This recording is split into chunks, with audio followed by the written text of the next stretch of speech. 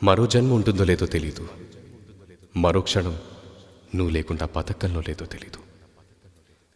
ఈ క్షణం నువ్వే నాతో ఉండాలని, ఈ క్షణం నేనే నీతో ఉండాలని.